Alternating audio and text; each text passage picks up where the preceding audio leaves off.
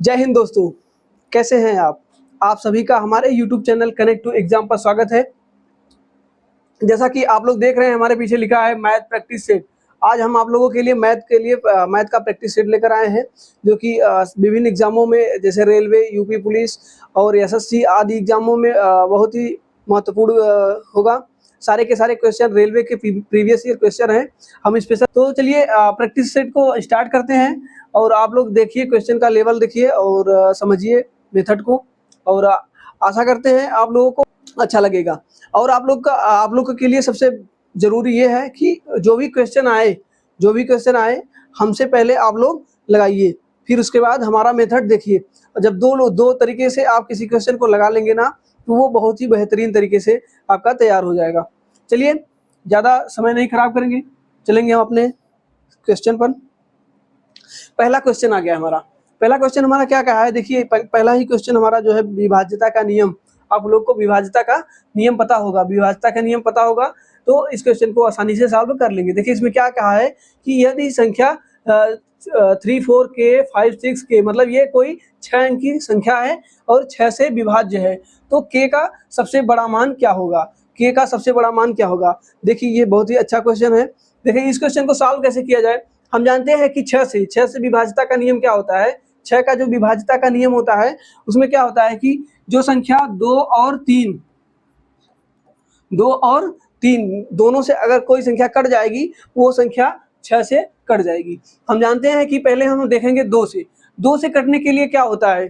2 से कटने के लिए क्या होता है कि 2 से हम यहाँ पे जो भी लास्ट संख्या होती है वो अगर वो संख्या 2 से कट जाती है, या हम कह सकते हैं कि जो संख्या लास्ट डिजिट जो होगा वो हमारा क्या होगा, सम होना चाहिए, मतलब इवन होना चाहिए। अगर वो इवन है तो ये क्वेश्चन वो संख्या 2 से विभाज्य हो जाएगी। तो हम 2 से विभाज्यता के लिए के का मान रखते हैं। के का मान हम मान लेते हैं यहाँ पे। के का अगर मान माने तो क्या क्या मान सकते हैं? 2 से कटने के लिए के का क्या मान संभव हो सकता है? पहले तो हम 2 मान सकते हैं, उसके बाद 4 मान सकते हैं, और क्या मान सकते हैं, 6 मान सकते हैं, और क्या मान सकते हैं, 8 मान सकते हैं। ठीक है, सिंगल डिजिट में हमें मानना है तो हम सिर्फ के का केवल 4 मान ऐसा संभव है जो 2 से विभाज्य होगा।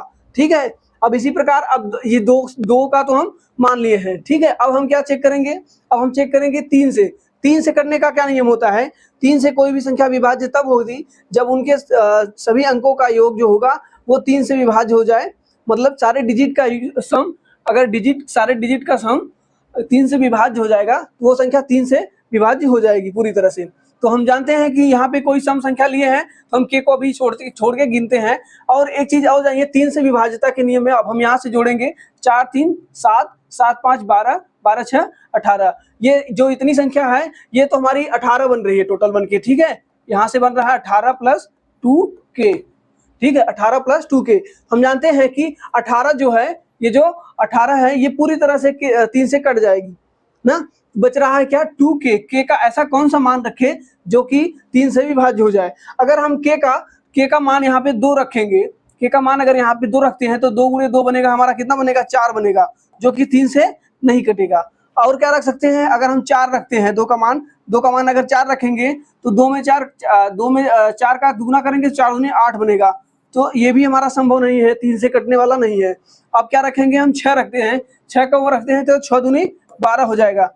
ठीक है, 6 दूनी 12, 12 जो है वो हमारा 3 से कट रहा है, तो हम ये तो हमारा पॉसिबल है। ठीक है, अब हम आगे इसलिए चेक करेंगे क्योंकि इसमें कहा है सबसे बड़ा मान। ठीक है, सबसे बड़ा मान, तो सबसे बड़ा मान के लिए हम 8 को भी चेक करेंगे। एक बार 8 को भी चेक करते हैं, तो 8 को यहाँ पर रखेंगे तो 8 दूनी 16 हो जाएगा, 16। तो ये जो 16 है, ये 16 जो है ये भी नहीं कटेगा, ये भी 3 से नहीं कटेगा और ये भी 3 से नहीं कटेगा, सिर्फ एक ही संख्या जो है वो कट जाएगी। तो हम यहाँ पे क्या मान रखेंगे, देखिए ये भी हमारा नहीं होगा। अब हमारा जो के का मान 6 होगा, के को अगर हम के की जगह 6 रख देंगे वो संख्या पूरी तरह से 6 से विभाज्य हो जाएगी। आपको ये समझ में आ रही होगी, हम आशा करते हैं। तो यहाँ से हमारा जो ऑप्शन नंबर दूसरा है वो सही है। देखिए क्या करना था यहाँ पे, सबसे पहले हमें क्या करना था, सबसे पहले हमें ये चेक करना था कि 2 से कौन सी संख्या कट रही है। मतलब 6 से कटने के लिए कोई संख्या 2 और 3 से विभाज्य होनी चाहिए। जो संख्या 2 और 3 दोनों से विभाज्य हो जाएगी वो संख्या 6 से ऑलरेडी विभाज्य हो जाएगी। तो पहले हम क्या करेंगे, 2 से मतलब यहाँ से 2 से कटने के लिए k का कौन सा मान हो सकता है, k का ये मान हो सकता है। और यहाँ पे 6 से ये 3 से कटाने के लिए हम चेक करेंगे, तो हम यहाँ से 3 को चेक करेंगे। 3 को चेक करने के लिए देखिए जहाँ जहाँ 3 से बन जाए उसको काट सकते हैं। 3 से यहाँ कट गया है, यहाँ पे कटेगा 6 कट जाएगा, 5 और 4 9 मिलके भी 3 से कट जाएंगे। बचेगा क्या, ये वाला k और ये वाला k, मतलब हमारा 2k, 2k का मान बचा है। यही 2k का मान हम यहाँ से हमें k का मान रख के चेक करेंगे, जिस मान से 3 से विभाज्य हो जाएगी वो संख्या हमारी दे दे। तो k का मान अगर हम यहाँ 6 रखते हैं, यही हमें इसी 4 में से रखना है, सिर्फ इसी 4 में से रखना है, क्योंकि हम जानते हैं कि अगर हम यहाँ पे 6 रखेंगे तो यहाँ पर भी 6 रखेंगे, ठीक है, तभी हमारा संभव है, क्योंकि k का मान तो हर जगह समान ही होगा, क्योंकि हम k का मान निकाल रहे हैं तो k का मान समान होगा। तो यहाँ से जो हमारा आंसर निकल के आया वो कितना आया है, 6। मतलब k का मान अगर हम 6 रखते हैं तो वो पूरी संख्या 6 से विभाज्य हो जाएगी। यही k का सबसे महत्तम मान होगा। चलिए देखिए अगला क्वेश्चन क्या है। अगला क्वेश्चन हमारा आ गया है एडवांस मैथ से। एडवांस मैथ से आया है। एडवांस मैथ में क्या है, ज्योमेट्री से क्वेश्चन है हमारा। ज्योमेट्री से क्वेश्चन है, कुछ हम आप लोगों के लिए कॉन्सेप्ट बताते हैं, उसके बाद आप लोग क्वेश्चन पर आते हैं, ठीक है। पहला हमारा कॉन्सेप्ट देखिए। कॉन्सेप्ट हमारा ये है कि मान लेते हैं ये कोई वृत्त है,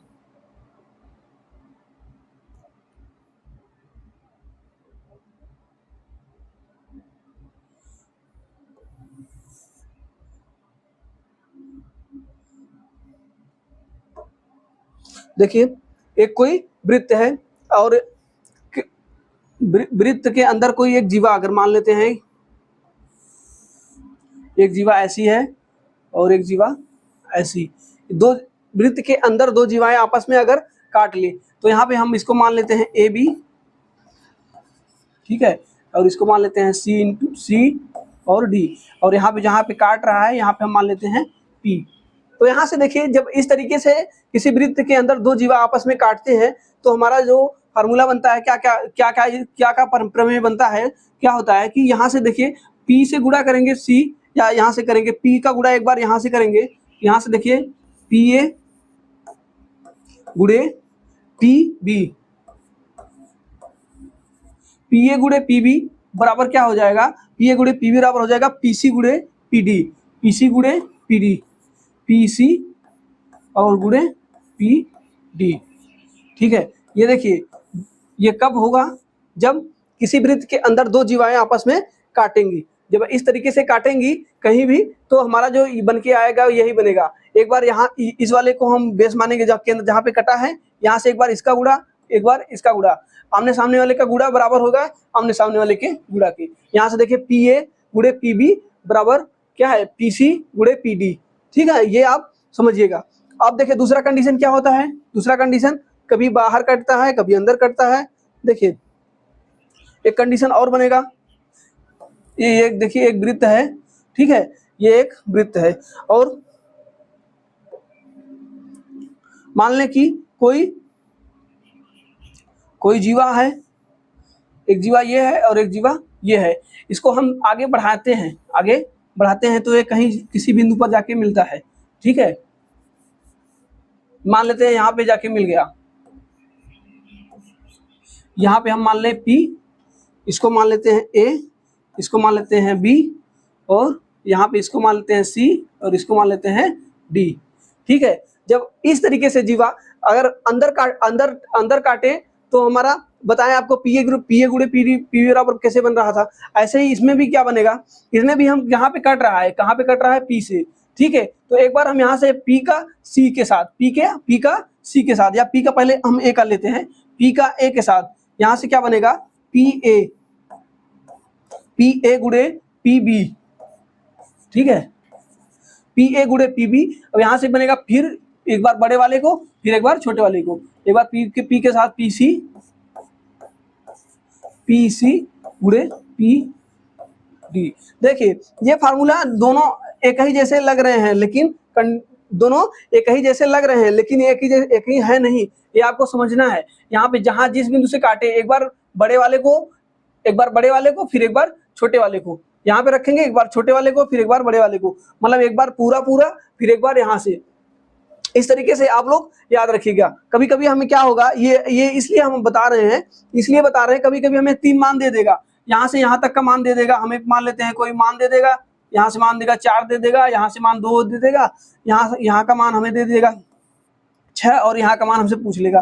किसी भी 4 में से किसी भी एक पॉइंट का मान दे करके एक का मान पूछ लेगा। तो इस फॉर्मूले, अगर ये वाला कॉन्सेप्ट आपका क्लियर रहेगा तो आप लगा लेंगे।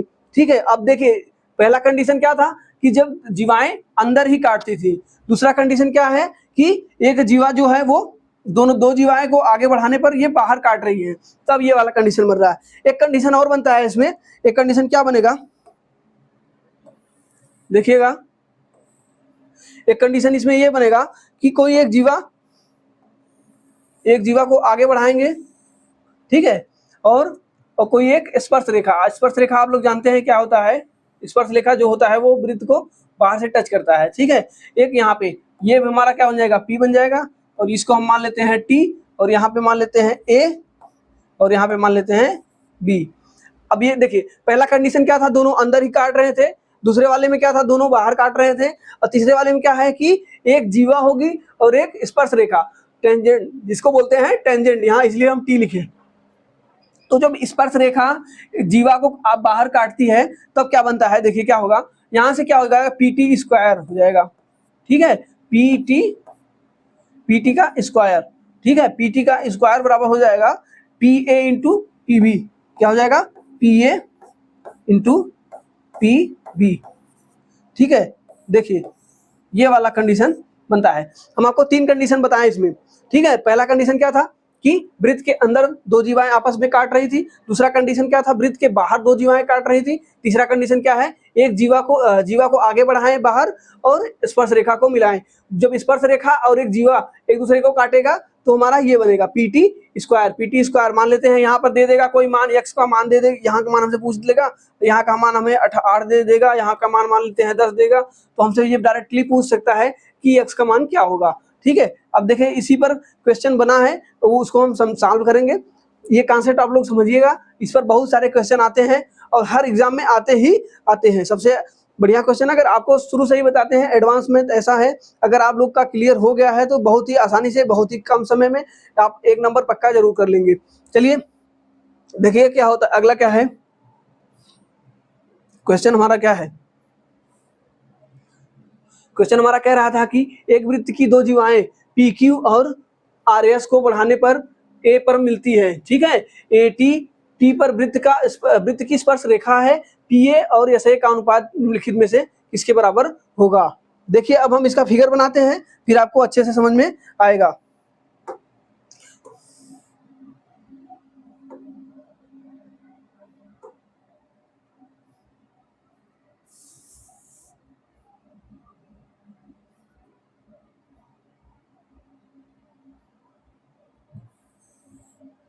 देखिए ये हमारा एक वृत्त हो गया है।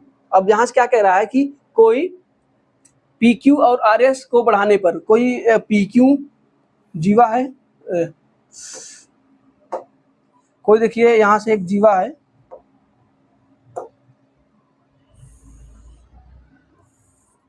PQ, ये कोई जीवा है P और Q। ठीक है, और क्या बोला है, R और S कोई जीवा है, R और S, इसको हम आगे बढ़ाते हैं तो यहाँ पे जाकर के मिलता है किसी बिंदु पर। कहाँ पे मिल रहा है, ये मिल रहा है, मान लेते हैं P, कह रहा है PA और SA।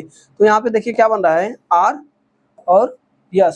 ठीक है, और क्या कह रहा है कि RS को बढ़ाने पर A पर मिलती है। तो यहाँ पे जो मान है ये A का मान है, ये A पर मिलती है ना, कह दिया है पहले ही। तो ये कहाँ पे मिल रहा है, A पर मिल रहा है। और क्या हो रहा है, AT जो है वो T पर वृत्त की स्पर्श रेखा है, AT। तो AT को हम कहीं से बना सकते हैं, देखिए यहाँ से कोई एक स्पर्श रेखा ले जाते हैं, वहां पे मिलाते हैं A से। ठीक है, ये क्वेश्चन जो कह रहा था हमारा, ये कह रहा था कि AT जो है वो क्या है, स्पर्श रेखा है। ठीक है, कह रहा है कि PA अनुपात SA। आप लोगों को हम पहले ही से बताएं कि यहाँ पे क्या बनता है। देखिए अब यहाँ पे जो बनेगा, यहाँ से बनेगा AP। पहले जो दूसरा वाला कंडीशन आपका था, दो जीवा बाहर अगर जब काटते हैं तो क्या बनता था, यहाँ से यहाँ पे P था, यहाँ पर A था, बस वो इसका नाम चेंज हुआ है, बाकी कॉन्सेप्ट वही होगा। पहले हम बड़े वाले को एक साथ लेंगे, ए पी गुणे ए क्यू, ठीक है, ए क्यू। उसके बाद क्या होगा बराबर, यहाँ से ए को बड़े वाले के लेंगे, कितना हो जाएगा ए इंटू आर, और क्या हो जाएगा ए इंटू एस, ए इंटू एस। देखिए ये हमारा बन गया है। यहाँ से देखिए हमसे पूछा क्या है, हमसे पूछा है पी ए और एस ए, तो हम यहाँ से पी ए को हम लिख सकते हैं, चाहे ए पे लिखे या पी ए लिखे, कोई फर्क नहीं पड़ने वाला है, तो हम इसी को पी ए कह सकते हैं, ठीक है, इसी को हम पी ए कहेंगे, पी ए बटे क्या निकला है एस ए, एस ए हमारा कहाँ पे है, देखिए ए एस है, इसी को हम लिख देते हैं एस ए। तो इसके बराबर क्या होगा, यहाँ पे ये ए आर तो रहेगा ही, ठीक है, ए आर रहे या आर ए हो जाए, जब उसको भी हम चेंज कर रहे हैं तो इसको भी हम चेंज ही कर देंगे, इसको क्या कर देंगे ए आर कहें या आर ए कहें, कोई फर्क नहीं पड़ेगा। और क्या होगा ए क्यू कहें या क्यू ए, जब उसको सबको चेंज कर रहे हैं तो इसको भी चेंज कर देंगे। तो हमारा जो बन के आएगा पी ए और एस ए का जो अनुपात होगा, पी ए और एस ए का अनुपात हमारा क्या होगा आर ए और क्यू ए। यहाँ पे देखिए ऑप्शन ऐसा कुछ है, अगर होगा तो ठीक है, नहीं तो कुछ और भी दिया होगा तो हम उसको भी चेक करेंगे। तो यहाँ से देखिए क्या बन रहा है आर ए और क्यू ए, आर ए और क्यू ए, ये देखिए आर ए बन रहा है और क्यू ए कहें या ए क्यू कहें, कोई फर्क नहीं पड़ता है, ठीक है। ये देखिए ये वाला हमारा यहाँ पे बन चुका है, यही हमारा जो होगा ऑप्शन नंबर डी सही होगा। देखिए हमने कॉन्सेप्ट आपको पहले ही बताया, कॉन्सेप्ट अगर आप लोग समझ गए होंगे तो इस क्वेश्चन को एकदम ही 2 सेकंड में सॉल्व करके आगे बढ़ जाएंगे, ठीक है। चलिए अगला क्वेश्चन देखते हैं।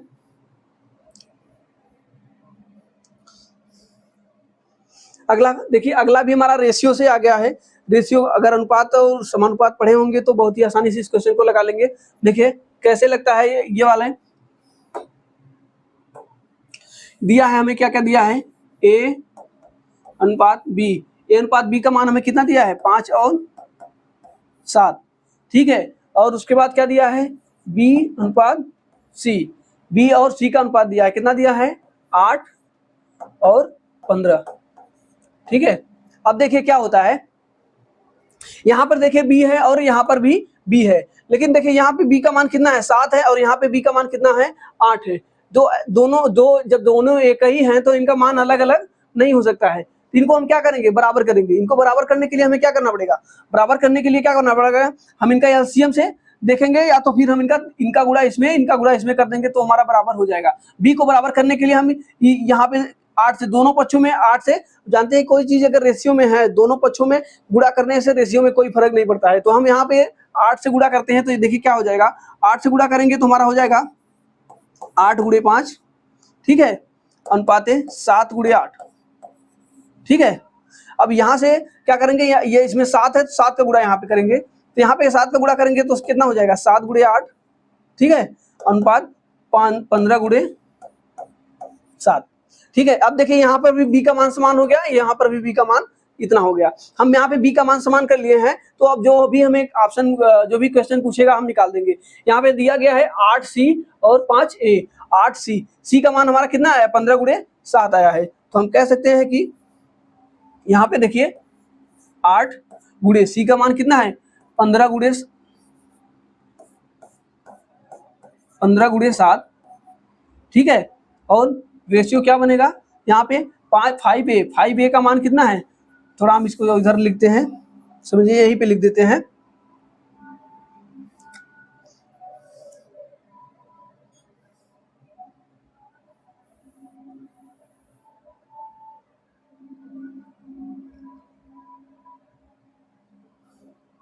चलिए देखिए समझिए, यहाँ पे दिया है 8 गुणे, यहाँ पे कितना आएगा 15 गुणे 7, क्योंकि सी का मान हमारा 15 गुणे 7 हो गया है। और क्या दिया है 5 गुणे ए का मान कितना है 8 पंचे 40, इसी को हम लिख सकते हैं क्या 5 गुणे 8 गुणे उसके बाद 5 है, ये वाला जो 5 है ये तो प्रश्न में दिया गया है, और ये 8 गुणे 5 ये क्या है ए का मान है। अब यहाँ से हमें जो कट रहा है कटाएंगे, 8 से 8 कटा देते हैं, ठीक है, 5 से कटाएंगे तो ये कट जाएगा, 5 तिया 15 और 3 का गुणा करेंगे इसमें तो 7 त्रिक 21 हो जाएगा, 21 अनुपात यहाँ पे कितना बनेगा 5, ये हमारा क्या है, यही हमारा आंसर होगा 21 अनुपात 5, ठीक है। यहाँ से हम क्या मान रखे हैं, यहाँ से देखिए 8C अनुपाते 5A, यही हमसे पूछा गया था। तो इसका जो अनुपात निकल के आएगा 21:5 आएगा। तो देखिए जो ऑप्शन नंबर सी होगा हमारा सही होगा, ऑप्शन नंबर सी जो है वही सही होगा। देखिए ये अनुपात वाले में कुछ भी नहीं करना होता है, कोई एक वैल्यू ऐसी जरूर दी होगी की पॉइंट, आपको की पॉइंट पकड़ना था। यहाँ पे की पॉइंट क्या था कि बी था, बी इसमें भी कॉमन था, बी इसमें भी कॉमन था, तो हम बी को बराबर कर लिए बस, और कुछ भी नहीं किए हैं। बी को बराबर कर लिए हैं, जो भी मान पूछा गया था हम आसानी से निकाल लिए हैं।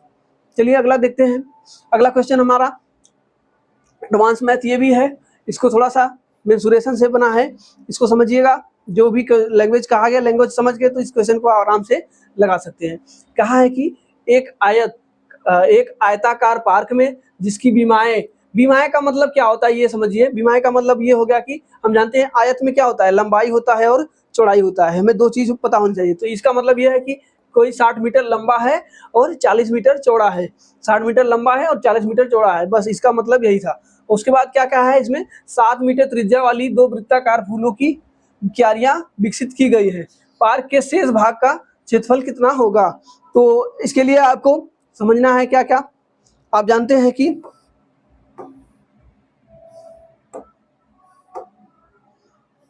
देखिए इसका कहने का मतलब है कि कोई एक आयताकार क्षेत्र है, ठीक है, ये कोई आयताकार क्षेत्र है और इसके अंदर वृत्ताकार 2 समान आकार की हैं, ठीक है, ये 2 समान आकार की क्या है, ये इसके अंदर 2 समान आकार की वृत्त है। इसमें दिया गया जो ये इसके शेष भाग हैं, इसका क्षेत्रफल हमसे पूछा गया है। ये जो इस यहाँ पे जो शेष भाग बचे हैं इसका क्षेत्रफल हमसे पूछा गया है। तो हमें यहाँ पे इसका मान दिया गया है 60 और इसका मान दिया गया है 40, मतलब ये 60 लंबा है, 40 चौड़ा है। और हमें क्या दिया गया है, ये 7 त्रिज्या का 7 मीटर त्रिज्या, यहाँ पे जो है ये त्रिज्या कितनी है, 7 मीटर है, ठीक है। ये 7 मीटर त्रिज्या वाली 2 वृत्त हैं, मतलब क्यारियां बनाई गई हैं कोई, इसको छोड़ करके। तो हम क्या करेंगे, अगर हम शेष निकालना चाहें तो क्या करेंगे, शेष निकालने के लिए ये पूरा आयत का क्षेत्रफल निकालेंगे।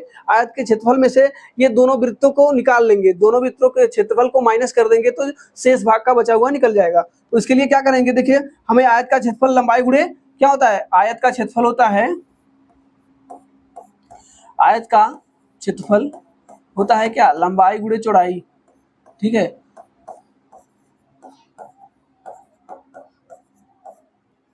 लंबाई गुणे चौड़ाई, तो लंबाई हमारी कितनी है, 60 है और चौड़ाई कितनी है, 40 है, ठीक है। तो यहां से निकल के आएगा हमारा कितना, 2400 मीटर स्क्वायर।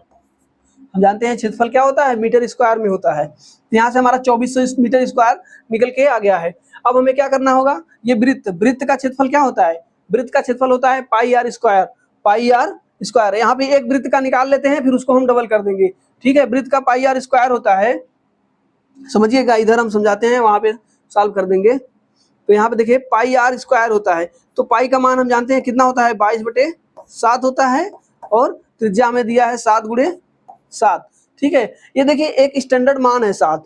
जब भी आपको त्रिज्या 7 दे दी गई तो इसको समझ लीजिएगा कि जो वृत्त का क्षेत्रफल होगा वो 154 होगा, ठीक है। ये आपको याद कर लेना है, बहुत ही काम आता है ये। 7 दूनी 14 और 7 दूनी 14 1 15। तो यहाँ पे एक वृत्त का क्षेत्रफल निकल के आया, कितना है, एक वृत्त का क्षेत्रफल 154 है। एक वृत्त का अगर ये 154 हो गया है तो ये भी 154 होगा और दोनों को मिला के कितना हो जाएगा, 154 और 154 कितना हो जाएगा, 308, 308 हो जाएगा। तो हम यहाँ से क्या करेंगे, 2400 में से 308 माइनस करेंगे, 2400 में से 308 माइनस कर देंगे तो यही हमारा जो निकल के आएगा, यही हमारा क्या हो जाएगा, शेष भाग का क्षेत्रफल होगा, ठीक है। शेष भाग का क्षेत्रफल यही होगा, कितना हो जाएगा, 2 हो जाएगा।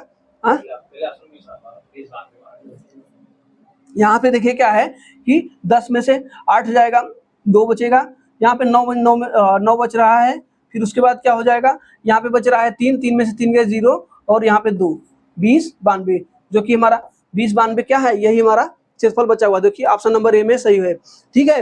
ये पूरे आयत का क्षेत्रफल निकालेंगे, आयत के क्षेत्रफल में से 2 वृत्त के क्षेत्रफल को माइनस कर देंगे तो हमारा शेष भाग का क्षेत्रफल निकल के आ जाएगी। यही हमसे पूछा गया था, बहुत ही आसानी से देखिए लगा दिए। आयत का क्षेत्रफल आपको पता होना चाहिए और वृत्त का क्षेत्रफल कितना होता है, पाई आर स्क्वायर, ये जानते रहिए बस। चलिए अगला क्वेश्चन देखते हैं। क्वेश्चन अलजेब्रा से आ गया है। अलजेब्रा का ये फार्मूला आपको याद होना चाहिए कुछ फार्मूले याद होते हैं तो हम बहुत ही आसानी से लगा सकते हैं। इसमें देखिए कौन सा फार्मूला लगा है, आपको डायरेक्ट फार्मूला भी हम बता सकते हैं, लेकिन थोड़ा सा आपको डेरिवेट कर देंगे तो फार्मूला आपको याद हो जाएगा। और लोग के लिए आपको एक फार्मूला पता होगा, a cube minus b cube, या हम इसी को मान लें x cube minus y cube. इसका फार्मूला हमारा क्या होता है कि पहले कोष्ठक में एक्स माइनस वाई, ठीक है, और उसके बाद क्या होता है बड़े वाले कोष्ठक में एक्स स्क्वायर, ठीक है, x square plus y square plus x y, ठीक है, ये हमारा फार्मूला होता है।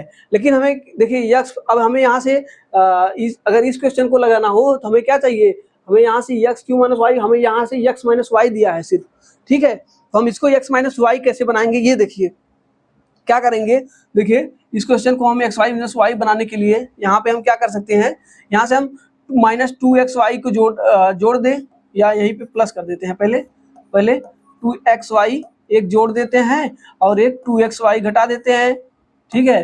जानते हैं ये तो आपस में कट जाएंगे तो इससे फर्क नहीं पड़ेगा, लेकिन हमें अब देखिए यहाँ से हम क्या लेंगे, इसको और इसको लेकर के क्या बना सकते हैं, a square plus b square minus two a b क्या बनता है, ए माइनस बी का होल स्क्वायर बनता है। तो हम इस पूरे यहाँ से यहाँ तक के क्षेत्र मैटर को हम क्या लिख सकते हैं कि एक्स माइनस वाई का होल स्क्वायर, ठीक है, और प्लस ये एक्स वाई और टू एक्स वाई मिलकर कितना हो जाएगा, थ्री एक्स वाई, ठीक है, थ्री एक्स वाई, और ये टोटल हमारा बड़े कोष्टक में है, और यहाँ पे जो मल्टीप्लाई होगा किसका, एक्स माइनस वाई का, ठीक है, ये हमारा क्या बन के आया, x cube minus y cube, x cube minus y cube का मान बन के आ गया है।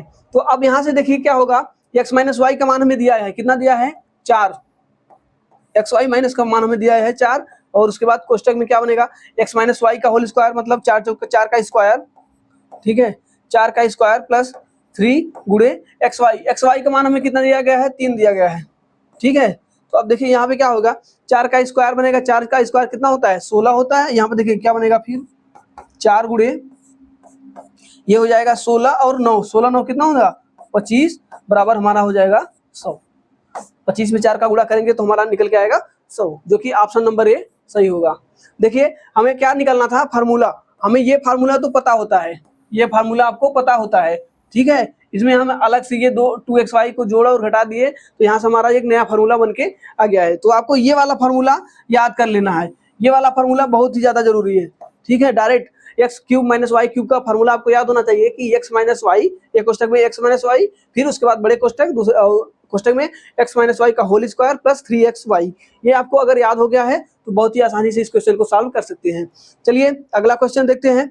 अगला क्वेश्चन हमारा क्या है, कह रहा है कि चीनी की दर में 20% की कमी हुई, सुधीर को 960 रुपए में 6 किलो अधिक चीनी प्राप्त करने में सक्षम बनाती है, ठीक है। प्रति किलो चीनी की घटी हुई दर क्या है, ठीक है। देखिए कह रहा है कि यहाँ पे कुछ 960 रुपए है, ठीक है, 960 रुपए उसके पास पहले था, पहले वो 960 रुपए में कुछ सामान खरीदता था, मतलब 960 रुपए में चीनी को खरीदता था पहले, ठीक है। अब क्या हो रहा है, 960 रुपए में अभी चीनी खरीद रहा है, लेकिन उसके मूल्य में क्या हुआ है, 20% की कमी हुई है।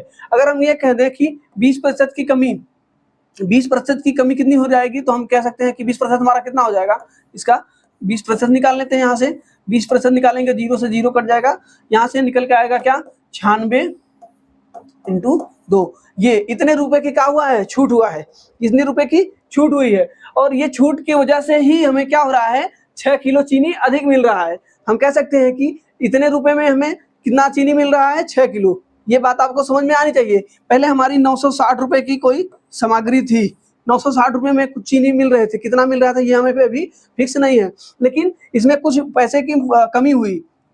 मान लें एबीसी को 96 में 2 का गुणा करेंगे तो 2 छक्के 12 और 2 9 18 19, 192 रुपए की क्या हुई है, कमी।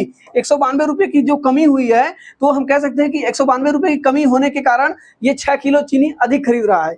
हमसे पूछा गया है चीनी, प्रति किलो चीनी जो इस टाइम की जो घटी हुई मूल्य है प्रति किलो कितनी है, तो हम यहाँ से डायरेक्ट निकाल सकते हैं। डायरेक्ट निकालने के लिए यही देखिए, ये हम कह सकते हैं कि 192 में ये 6 किलो चीनी पा रहा है। अगर 192 में ये 6 किलो चीनी पा रहा है तो 1 किलो चीनी का मूल्य क्या हो जाएगा, 692, मतलब 6 केजी चीनी का मूल्य कितना है, 192, ठीक है, 192। तो 1 केजी चीनी का मूल्य हमसे पूछा गया है, तो हम क्या करेंगे, 192 में 6 से भाग दे देंगे तो हमारा निकल के आएगा 6 3 18 और 6 दूनी 12, तो 32 रुपए प्रति केजी।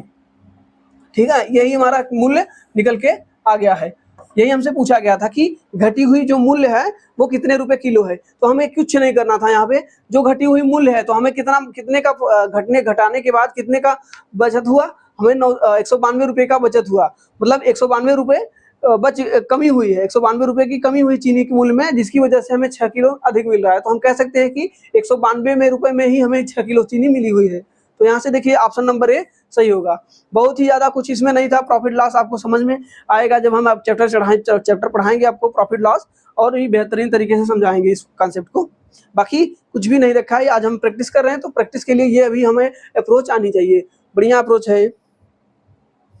देखिए अगला क्वेश्चन क्या है। अगला क्वेश्चन ये है कि जोसेफ ने 2 ऊनी जैकेट क्रमशः 2100 रुपए और 3150 रुपए में खरीदे। ठीक है, पहले को के% के लाभ पर और दूसरे को के% की हानि पर बेचने पर उसे पाया कि दोनों का विक्रय मूल्य समान है। बढ़िया क्वेश्चन है। इस क्वेश्चन को समझिएगा, क्या कह रहा है कि मान लेते हैं कि वो पहले, मतलब ये कह रहा है कि 2100 रुपए का कोई सामान और दूसरा सामान कितने का है, 3150 रुपए का खरीदता है। ये इसकी सीपी है। ठीक है, अब इसमें कह रहा है कि पहले वाले पर वो के% का लाभ ले रहा है और इस पर दूसरे वाले पे के% की हानि हो रही है। तो फिर उसके बाद क्या पाता है कि दोनों का जो विक्रय मूल्य है वो समान है। विक्रय मूल्य क्या होता है, विक्रय मूल्य बराबर होता है क्रय मूल्य प्लस प्रॉफिट या लॉस। ठीक है, और तो हम कह सकते हैं कि यहाँ से देखिएगा, अभी इक्वेशन बनाते हैं। इक्वेशन क्या बनेगा, 2100 प्लस, ठीक है, 2100 प्लस हम जानते हैं कोई भी चीज अगर उसमें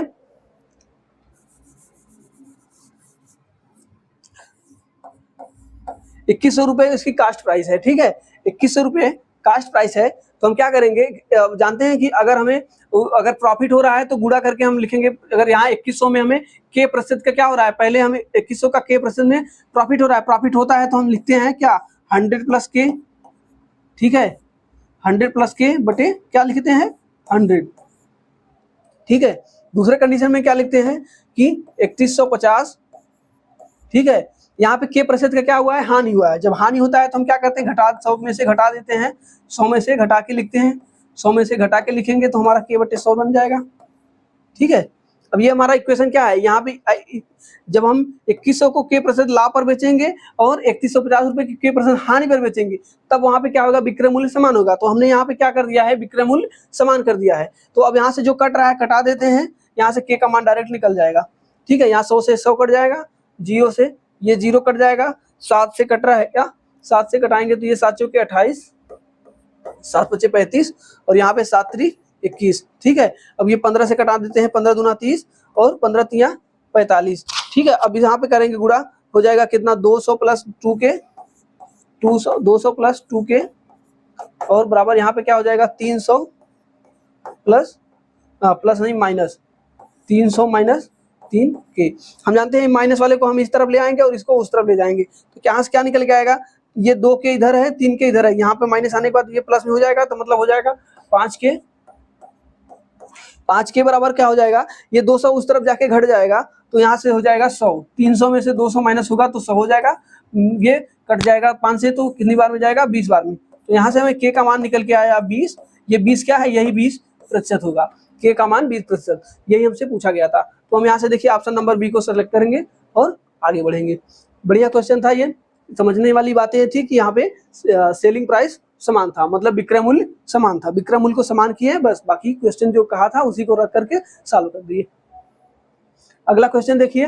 अगला क्वेश्चन कह रहा है कि गीता जो है वो 10 मिनट में एक खिलौना बना सकती है। ठीक है, जबकि सुधा उसी खिलौने को 15 मिनट में बना सकती है। यदि वे एक साथ काम करते हैं तो उन्हें 60 खिलौने को बनाने में कितना समय लगेगा। इसको हम कई तरीके से लगा सकते हैं, लेकिन आप समझिएगा, हम टाइम एंड वर्क वाला क्वेश्चन को टाइम एंड वर्क तरीके से भी लगा सकते हैं। कैसे लगाएंगे देखिएगा, अप्रोच क्या है हमारा। अप्रोच हमारी ये है कि हम यहाँ पे गीता जो है वो 10 मिनट लेती है, और कौन है, गीता है, और सुधा जो है वो 15 मिनट लेती है उसी काम को करने में। ठीक है, मतलब एक खिलौना बनाने में ये 10 मिनट लेती है और सुधा उसी को 15 मिनट में लेती है। अब दोनों मिला के हम ये पता कर लें कि दोनों को मिला के क्षमता क्या होगा। हमें क्षमता ही पता करना है, क्योंकि हम जानते हैं कि क्षमता अगर हमें पता चल जाए तो भी हम कुछ क्वेश्चन को सॉल्व कर सकते हैं। उसके लिए हम यहाँ पे टोटल कुछ काम मानेंगे। काम मानने के लिए इनका एलसीएम मानते हैं 30।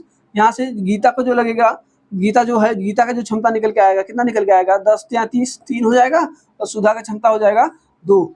ठीक है, 10 या 30 और ये 2। ये क्या है, ये एक खिलौने को बनाने का, ये जो क्षमता निकल रहा है ये एक खिलौने बनाने का क्षमता है, लेकिन हमें निकालना कितना है, 60।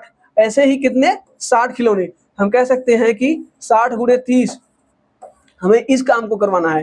ठीक है, ये हमें इस काम को करवाना है, तो इनका जो क्षमता निकल आएगा, इन दोनों को क्या कर रहा है कि उन्हें 60 खिलौने बनाने में कितना समय मिलेगा यदि वे एक साथ काम करते हैं। तो हमें यहाँ पे इनकी क्षमता पता चल गई थी। क्षमता कितनी थी, 3 और 2, कितना हो जाएगा, 3 और 2 मिला के 5 हो जाएगा।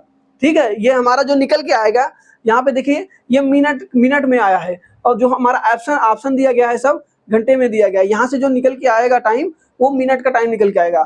हम यहाँ से घंटे में बताने के लिए यहाँ पे 60 से फिर से हमें क्या करना पड़ेगा, भाग देना पड़ेगा। 60 से भाग देने के लिए हम 60 से भाग देते हैं।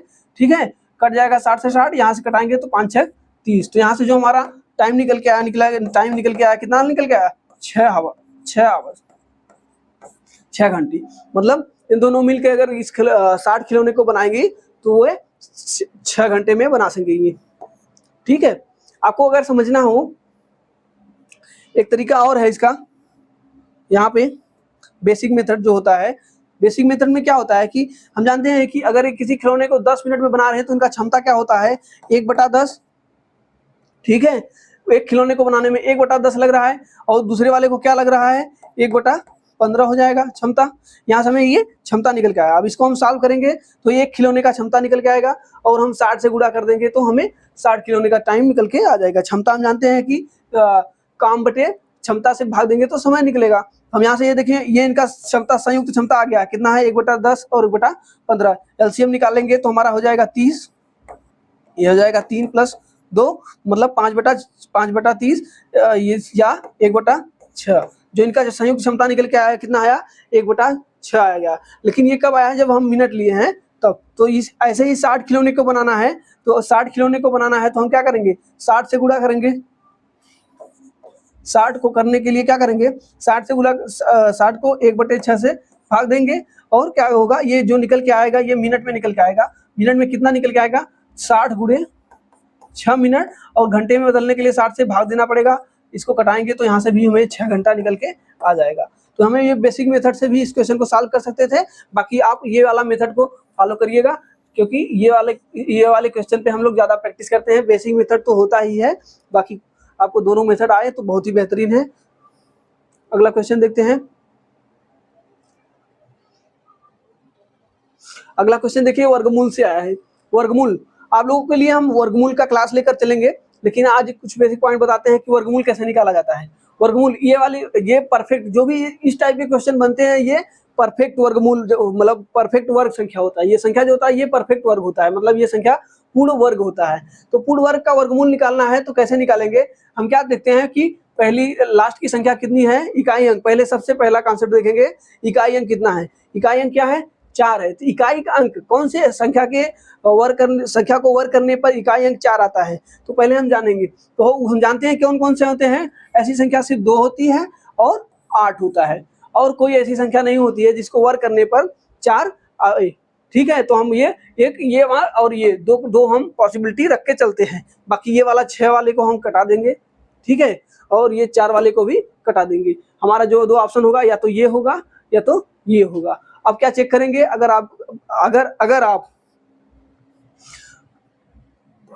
आपका कॉन्सेप्ट अगर सही से क्लियर हो तो देखिए, हम ये हमारा 82 दिख रहा है, 82 का स्क्वायर करेंगे तो 8 × 8 = 64, ये 6400 के ऊपर हो जाएगा, 6400 के ऊपर हो जाएगा। तो हम इस ऑप्शन को ऐसे ही एलिमिनेट कर देंगे, तो हमारा सिर्फ बचेगा ऑप्शन नंबर ये। तो देखिए क्या होता है, आपको मान लेते हैं आप ऑप्शन एलिमिनेट नहीं कर पा रहे हैं, तो समझिए कैसे होगा।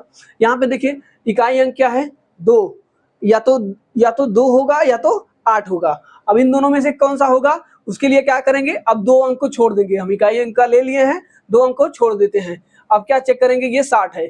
60 जो है किसके बीच में आएगा, 60 जो है वो किसके किसके बीच में आएगा। 60 जो होता है, देखिए 7 का स्क्वायर कितना होता है, 7 का स्क्वायर हमारा होता है 49, ठीक है। और 8 का स्क्वायर कितना होता है, 8 का स्क्वायर कितना होता है 64, ठीक है 64। और यहाँ पे हम बीच में रख देते हैं 60। अब देखिए किसके नजदीक में है, ये किसके नजदीक में है, 60, 49 से 60 जाने में कितना लगेगा हमें, 11 यूनिट का डिफरेंट है, ठीक है, हमारे 11 इकाई का डिफरेंट है। और 60 से 64 जाने में कितने यूनिट का है, यहाँ से देखिए कितना है, केवल 4, ठीक है 8 9 64 7 49, ठीक है। अब देखिए यहाँ से देखिएगा क्या होगा कि अब हम यहाँ से लेंगे क्या, जब अगर हमारा ये जो नजदीक किसके नजदीक है, बड़े वाले के नजदीक में है कि छोटे वाले के, यहाँ पे देखिए नजदीक किसके है, नजदीक है हमारा बड़े वाले के नजदीक में, क्योंकि यहाँ पे नजदीक 4 यूनिट है, यहाँ पे 11 यूनिट है। अगर जब नजदीक जिसके नजदीक होगा वही वाला हम ले लेंगे। तो बड़े वाले के नजदीक में है तो हम ये बड़े वाले को लेंगे, इसको नहीं लेंगे। अगर यहाँ पे 49 के पास में होता तो हम 49 को ले लेते, तो हम मतलब हम छोटे वाले को ले लेते। तो यहाँ पे जो हमारा इकाई का अंक आएगा वो 8 हो जाएगा। और उसके बाद क्या होता है कि ये किसके कम से कम कितने वाले के होगा, तो यहाँ पे छोटे वाले को यहाँ पे लिख देंगे। तो यहाँ से देखिए जो हमारा वर्गमूल निकल के आएगा वो 78 आएगा, ठीक है। क्या करेंगे फिर से समझिएगा, देखिए इसको अच्छे से समझिएगा, इस पर एक क्वेश्चन और बनेगा उसको भी देखिएगा। देखिए क्या रहा है कि 60 84, ठीक है 60 और 84, ये देखिए 84, पहले हम क्या देखेंगे, इकाई अंक क्या है 4 है। 4 जो है वो किसके किसके में आता है, या तो 2 का होगा या तो 8 का, या तो 2 होगा या तो 8। यही दो संख्या ऐसी हैं जिनको वर्ग करने पर 4 आएगा इकाई अंक, ठीक है। तो हम या तो 2 को रखेंगे या तो 8 को। तो 2 और 8, अब हमें 2 ऑप्शन हो गया, हम 2 में से एक को चूज करना है, तो कैसे करेंगे, तो अब देखिए क्या करेंगे, अब यहाँ से हम 2 अंक छोड़ देंगे, उसके बाद कौन सी संख्या है हमारी 60 है। अब ये 60 को हम देखेंगे कितने कितने वर्ग के बीच में आता है। 7 जो है वो 7 का वर्ग में 7 और 8 के बीच में आएगा। 8 का वर्ग कितना होता है 64 होता है, और 7 का वर्ग कितना होता है 49, ठीक है। अब यहाँ से हम ये चेक करेंगे ये इसके नजदीक में है कि इसके नजदीक में। अगर बड़े वाले के नजदीक में होगा तो बड़ा वाला हो जाएगा, अगर छोटे वाले के नजदीक में होगा तो छोटा वाला हो जाएगा। हम यहाँ से चेक कर रहे हैं, ये देखिए 64 में यहाँ से 4 का डिफरेंट है, 49 में 60 का डिफरेंट 11 का है। किसके नजदीक में है ये, बड़े वाले के नजदीक में है, तो हम जो इकाई का अंक लेंगे वो बड़े वाला ही लेंगे। तो हमारा इकाई अंक क्लियर हो गया, है। अब देखिए अब हमें दहाई का अंक क्लियर करना है। दहाई का अंक कैसे क्लियर होता है, देखिए जब ये 7 और 8 के बीच में होगा, ठीक है, लेकिन जो दहाई का अंक होगा ये हमेशा छोटा वाला होगा, हमेशा छोटा वाला ही होगा, तो हमेशा छोटा वाले को यहाँ पे लिख देंगे। तो ये जो हमारा वर्गमूल निकल के आया है ये 78, ये सही होगा। आप लोग को अच्छे से समझ में आया होगा। चलिए आगे देखते हैं। अगला क्वेश्चन कहा है कि 5 वर्षों के लिए प्रतिवर्ष 8% के साधारण ब्याज पर निवेश किए गए x रुपए पर 6 वर्षों के लिए प्रतिवर्ष 7% 7.5 साधारण ब्याज के पर निवेश किए गए y रुपए के बराबर ही ब्याज अर्जित होता है। x और y का मान ज्ञात कीजिए। बस कुछ नहीं करना है, ये लीनियर मेथड है। लीनियर मेथड क्या होता है कि कोई x रुपए है, ठीक है, x रुपए को 8% की दर से, ठीक है, और कितने वर्षों के लिए 5 वर्षों के लिए, ठीक है, ये 5 वर्षों के लिए निवेश किया गया है, ठीक है। और क्या कहा गया है, कोई y धन है उसको 6 वर्षों के लिए कितने दर से 7.5, ठीक है 7.5%, ये परसेंट उल्टा लिखा गया है 7.5%। परसेंट के लिए हम 100 लिखते हैं, यहाँ पर भी 100 लिखेंगे और यहाँ पर भी 100 लिखेंगे तो 100 से 100 कट जाएगा, इसलिए हम नहीं लिखे थे। बाकी x और y का अनुपात निकालना है तो हम जानते हैं ये वाला नीचे चला जाएगा, ये वाला ऊपर आ जाएगा। तो हम जानते हैं x और y का अगर अनुपात निकालें, इसी को सॉल्व करते हैं पहले, नहीं तो आप कंफ्यूज हो जाएंगे। यहाँ से देखिए सॉल्व करने, ये 7.5 को हम लिख सकते हैं क्या, 7.5 को लिख सकते हैं 15/2, ठीक है 15/2 लिख सकते हैं। 2 से कटाएंगे ये 3 बार में, ठीक है। और क्या होगा, ये 5 से कटेगा कितनी बार, 5 या 15, और बच रहा है क्या, x गुणे 8 बराबर y गुणे 3 में 3 का गुणा करेंगे तो 9 हो जाएगा। तो x और y हम जानते हैं x का मान क्या हो जाएगा 9 हो जाएगा, y का मान हो जाएगा 8, 9 और 8, यही हमसे पूछा गया था और बहुत ही आसानी से हम लगा लिए। देखिए ऑप्शन नंबर ए सही होगा। इसमें ज़्यादा समय नहीं देंगे, सीधा अगले क्वेश्चन पे चलेंगे। अगला क्वेश्चन भी हमारा वर्गमूल से आ गया। अभी हम आप लोग को बताए हैं, कमेंट बॉक्स में आप लोग इसका आंसर जरूर दीजिएगा। सेम टाइप का है, कुछ भी नहीं करना है। हम देख रहे हैं ये 4 आ रहा है, 4 हमेशा जानते हैं किसमें आता है, 2 और 8 के बीच में। हम जानते हैं या तो 2 होगा या तो 8 होगा। हम यहाँ से देखिए देख रहे हैं ये सब कभी भी नहीं हो सकते हैं, ठीक है, या तो ये होगा या तो ये होगा। और अगर आप चालाक हैं तो आप ये भी जानते होंगे कि 8 का स्क्वायर करेंगे तो हमारा 8 × 64, मतलब ये 6 के ऊपर जाएगा। यहाँ पे कितना है, 5 ही है, तो हम यहाँ से पहले वाले ऑप्शन को ज्यादा प्रायोरिटी देंगे और इसी को टिक मार के आगे बढ़ेंगे। देखिए परीक्षा में लॉजिक के साथ साथ आपका प्रेजेंट ऑफ माइंड भी रहना चाहिए, मतलब अपना दिमाग भी लेकर के परीक्षा में बैठना है, ठीक है। अगला देखिए, अगला क्वेश्चन कहा है कि 3 पाइपों में से पहली 2 पाइप क्रमशः 9 घंटे, 18 घंटे, 1 घंटे में एक खाली टैंक को भर सकती है, जबकि तीसरा पाइप भरे हुए टैंक को 15 घंटे में खाली कर सकता है। बस इस टाइप के क्वेश्चन हम लोग बहुत ही ज्यादा प्रैक्टिस किए हैं टाइम एंड वर्क में, ठीक है। देखिए कैसे लगाते हैं कि मान लेते हैं कोई ए है, बी है और सी है। ए जो है वो 9 घंटे में, बी जो है वो 18 घंटे में भर सकता है, लेकिन सी जो है ये 15 घंटे में पूरे टैंक को खाली कर सकता है, ठीक है। सी को हम माइनस लिखते हैं, माइनस ये दर्शाएगा कि ये खाली कर रहा है, ठीक है। अब इनका एलसीएम लेंगे, 15, 18 और 9 का एलसीएम क्या हो जाएगा, 15, 18, 9 का एलसीएम हो जाएगा। एलसीएम लेने के लिए हम जानते हैं सबसे बड़े वाले को पहले पकड़ते हैं, 18 को पकड़ते हैं, 9 तो ऑलरेडी इसमें शामिल हो जाएगा। अब हम क्या करेंगे, 15 को चेक करेंगे, 15 में क्या क्या है, 3 × 5, यहाँ पे 3 तो इसमें शामिल है, 5 इसको हम और रख लेते हैं। तो यहाँ से हमें इनका एलसीएम निकल के आएगा कितना, 18 बचे 90। यहाँ पे जो इनका एलसीएम होगा वो 90 हो जाएगा।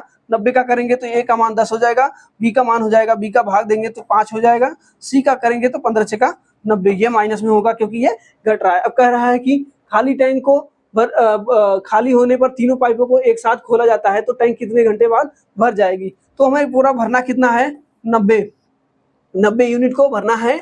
अगर तीनों को साथ में खोलेंगे तो हम तीनों के साथ में क्षमता निकालेंगे, कितना हो जाएगा, 10, 5, 15 और 15 में से 6 जाएगा तो 9। बस यही भाग दे देंगे तो हमारा ये निकल के आ जाएगा। 9 में 90 में भाग देंगे तो 10 घंटा, या 10 घंटा है या 10 मिनट है, जो भी होगा। 15 घंटे लग रहे हैं तो ये भी घंटे में आएगा, 10 घंटे लगेंगे, जो कि ऑप्शन नंबर ए सही होगा। बहुत ही आसानी से इस क्वेश्चन को सॉल्व कर लिया गया। अगला क्वेश्चन देखिए क्या है, फिर से आ गया विभाज्यता का नियम। यदि संख्या x 4, 5, 6, 2 9 से विभाज्य है तो संख्या x का मान क्या है। यहाँ पे देखिए ये क्वेश्चन पूछने का मतलब x का मान नहीं पूछ रहा है, वो रियल में ये पूछ रहा है कि 9 का विभाज्यता का नियम आपको आता है कि नहीं। 9 का विभाज्यता का नियम क्या कहता है, कहता है कि सभी संख्याओं का योग करने पर अगर वो संख्या 9 से विभाज्य हो जाए तो वो संख्या पूरी तरह से 9 से विभाज्य हो जाएगी। तो 9 से विभाज्य होने के लिए क्या कंडीशन होगा, हम जानते हैं कि या तो हम जोड़ के सबको 9 से भाग दें, या जहां 9 बन रहा है उसको काट दें।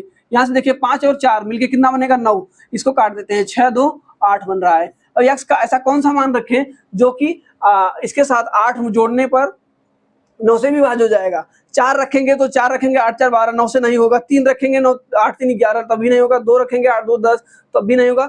सिर्फ ऐसा एक संख्या है जो 1 रखेंगे तो हमारा 9 बनेगा, 9 को 9 से भाग देंगे तो ये पूरी तरह से कट जाएगा। तो हमारा जो ऑप्शन नंबर सी होगा वो सही होगा। बस इसमें और कुछ भी नहीं था। अगला क्वेश्चन देखिए, ये देखिए एवरेज का क्वेश्चन है। रियल में तो ये औसत का क्वेश्चन है। औसत जब आपको पढ़ाएंगे तो इस पर बहुत ही ज्यादा चर्चा करेंगे। देखिए बस क्या होता है कि 1 से लेकर 100 तक की संख्याओं का योग ज्ञात करना है। 1 से लेकर 100 तक की संख्याओं का योग ज्ञात करना है। तो आप लोग ये बात समझिएगा, जब भी कभी भी हमसे दिया गया हो, जब भी कभी 1 से लेकर 100 तक का मतलब है क्या, देखिए 1, 2, 3, 4 100 तक, ठीक है, 100 तक। जब भी इस तरीके का क्वेश्चन दिया गया हो तो हम क्या करेंगे, देखिए हम हमेशा चेक करेंगे डिफरेंट। यहाँ पे डिफरेंट क्या है, 1 का, यहाँ पे डिफरेंट क्या है, 1 का, यहाँ पे डिफरेंट क्या है। जब डिफरेंट हमारा समान हो जाए, तो जब हमारा डिफरेंट समान हो जाए तो हम यहाँ पे अगर हमें औसत निकालना हो इनका, तो औसत अगर डिफरेंट समान हो गए तो औसत निकालेंगे। औसत क्या होता है, जब भी समांतर क्रम में हो या समान अंतर हो, किसी भी श्रेणी में अगर कोई संख्या समान अंतर हो, उनके श्रेणी में अंतर जो समान हो, तो उनका जो औसत होगा, औसत जो होता है फर्स्ट एंड लास्ट, ए को हम मान लेते हैं फर्स्ट और एल को मान लेते हैं लास्ट, अपॉन 2, यही इनका क्या होता है, औसत होता है। ठीक है, फर्स्ट एंड लास्ट। फर्स्ट क्या है, 1 है, प्लस लास्ट के कितना है 100 है, ठीक है, और 2 से भाग देंगे। ये तो हमारा निकल के आएगा औसत, औसत निकल के आएगा। हम जानते हैं कि अगर हमें पूरे संख्या का योग निकालना हो तो औसत निकाल करके जितने संख्या उससे गुणा कर देंगे तो हमारा आंसर निकल के आ जाएगा। तो हम देखिए ये इनका औसत कितना निकल के आया है 101/2 ना, कितना निकल के आया है 101/2। अब कितनी संख्या है 1 से लेके 100 तक की कितनी संख्या होंगी 100 संख्या होंगी, तो 100 से हम गुणा कर देते हैं। 100 से गुणा करेंगे तो ये हो जाएगा कितना 50 हो जाएगा। अब 50 का गुणा यहाँ पे करेंगे तो 50 × 50 0 और 50, तो यहाँ पे निकल के आएगा 50 और 50। 101 का गुणा 50 में करेंगे तो 50 निकल के आएगा। इसको टिक मारेंगे और आगे चलेंगे, ठीक है। फार्मूला हमारा यही है।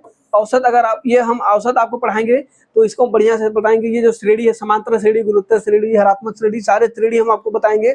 अभी आप लोग बस इतना समझिए कि पहले हमें श्रेणी, अगर किसी भी श्रेणी का मान अगर हमें योग निकालना हो तो आप सीधा ये समझिए कि औसत, औसत हम निकाल सकते हैं ना। औसत निकालने के लिए क्या होता है संख्याओं का योग बटे संख्याओं की संख्या। लेकिन अगर किसी श्रेणी में है मतलब समांतर क्रम में है जहां अंतर समान हो जाए, किसी भी श्रेणी में किसी संख्या का अंतर अगर समान हो जाए, 1 से लेकर 100 तक की जो संख्या होगी उनके एक दूसरे के बीच में जो अंतर होगा वो समान होगा, इसलिए हम ये वाला फार्मूला लगाएं फर्स्ट एंड लास्ट अपॉन 2। ये वाला फार्मूला आपको याद रहेगा तो आप इस क्वेश्चन को इस तरीके से भी लगा सकते हैं। बाकी आप दूसरे तरीके से भी फार्मूला मेथड से भी लगा सकते हैं। आपको हम बढ़िया से समझाएंगे जब समांतर क्रम और समांतर श्रेणी चलेगा तब। आगे चलते हैं। साधारण ब्याज पर उधार दी गई राशि 2 वर्ष बाद 9,920 और 5 वर्ष बाद 12,800 रुपये हो जाती है, तो वार्षिक दर ज्ञात कीजिए। यहाँ पे क्या पूछा गया है ब्याज की दर। तो हम कैसे ऐसे क्वेश्चन को क्या करेंगे, पहले हम 2 वर्ष में कितना हो रहा है, देखिए 2 वर्ष में कितना हो रहा है 9,920 और 5 वर्ष में कितना हो रहा है, 5 वर्ष में हो रहा है कितना 12,800। अब क्या करेंगे, देखिए यहाँ से यहाँ तक कितने वर्ष का डिफरेंट है 3 वर्ष का, तो यहाँ से पैसे का कितना डिफरेंट है इसको चेक करेंगे। तो यहाँ से डिफरेंट कितना हो जाएगा चेक करेंगे तो हमारा हो जाएगा 0,8 और यहाँ से बचेगा 7 में से 9 जाएगा तो बचेगा 8, ठीक है। और उसके बाद क्या बच रहा है, यहाँ में बच रहा है 11 में से 9 जाएगा 2, ठीक है 2880। तो हम कह सकते हैं कि 3 वर्ष में ब्याज जो मिल रहा है हमें कितना मिल रहा है 2880। 1 वर्ष में निकालने के लिए क्या होगा 3 से भाग दे देंगे, 3 से भाग देंगे तो हो जाएगा 3 9 27, ठीक है। उसके बाद 3 9 27, 3 6 18, 960। 1 वर्ष का जो ब्याज होगा हमारा कितना हो जाएगा, 1 वर्ष का ब्याज 960 रुपये होगा।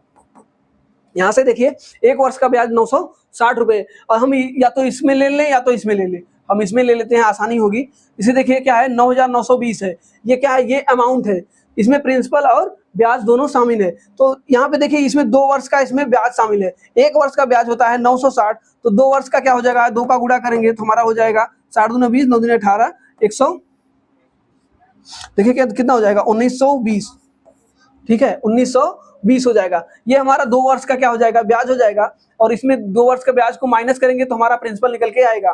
2 वर्ष का ब्याज माइनस करेंगे 9,920 में से 1920 को माइनस करेंगे तो हमारा जो अंतर आएगा कितना हो जाएगा 8,000, ठीक है। ये हमारा क्या है प्रिंसिपल है, प्रिंसिपल हमें पता चल गया है और 1 वर्ष का ब्याज हमें पता चल गया है। अब हम यहाँ से दर निकाल सकते हैं। दर निकालने के लिए क्या होता है कि 1 वर्ष में कितना ब्याज मिला है 960 बटे प्रिंसिपल, प्रिंसिपल कितना है हमारा 8,000 और गुणे 100।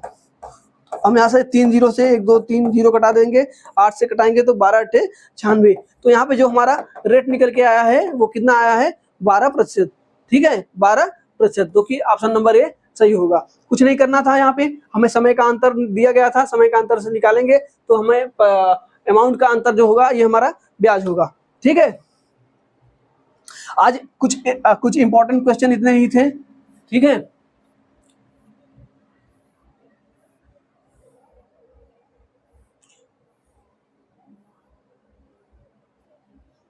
आज मैथ प्रैक्टिस क्लास के लिए बहुत ही बेहतरीन क्लास बनाई गई थी। इसमें बहुत सारे कॉन्सेप्ट आप लोग सीखे होंगे, और ऐसे ही क्वेश्चन की प्रैक्टिस के लिए हमारे YouTube channel Connect to Exam के साथ जुड़े रहिए। आप लोगों की तैयारी एकदम बूस्ट कर देंगे, तैयारी एकदम नेक्स्ट लेवल की कर देंगे आपकी। ऐसे ही हमारे साथ जुड़े रहिए, और आप लोग कमेंट में हमारे जो भी क्वेश्चन होते हैं उनके आंसर जरूर दिया करिए। उससे आप लोगों का पता चलेगा कि आप लोग अभी तैयारी में कितने हैं। ठीक है, चलिए धन्यवाद, मिलते हैं अगली क्लास में।